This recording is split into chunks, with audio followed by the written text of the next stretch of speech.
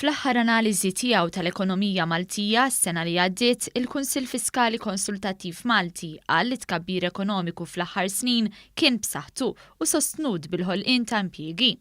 Tkabbir ekonomiku li fi kliem iċ-Chairman tal-Kunsill John Cassar White wassal sabiex il-bilanċ fiskali annwali jinbidel minn deficit għal surplus.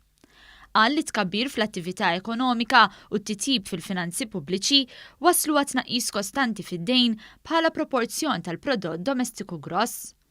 One News tkellem mal-ekonomista Malcolm Bray illi ma fisser kif l-inċentivi li l-gvern tal-mara biex tidħol fis-suq tax-xogħol kienu fost il-fatturi ewlenin illi waslu għal dan it-tkabbir.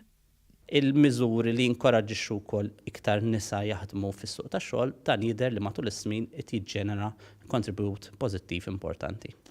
Il-Kunsill Fiskali fakkar fl-importanza li dawn il-kisbiet ma jintilfux b'infiq mhux sostenibbli jew tnaqqis fit-dħul bla bżonn.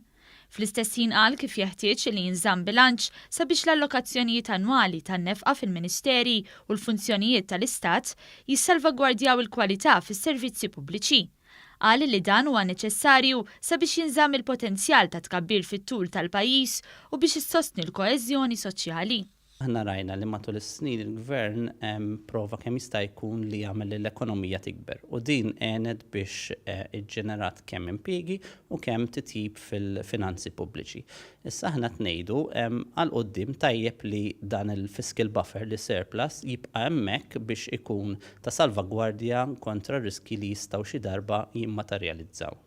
Il-Kunsill Fiskali qisu wkoll bħala pożittiv il-fatt li l-Gvern ħal inizjattiva sabiex jitlob lil Fond Monetarju Internazzjonali biex jivvaluta trasparenza tal-politika fiskali ta' Malta. Il-Kunsill laqa riżultati pożittivi li nkisbu peress li kważi l-prinċipji kollha diġà qed jiġu osservati.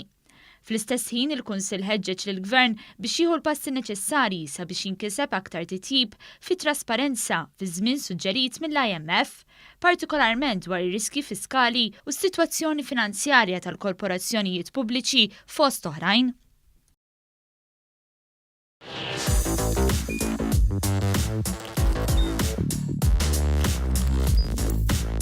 Idħol fuq one.com.mt u hemmhekk tista' tara l-programmi kollha li jxandru fuq One permezz ta' One Play.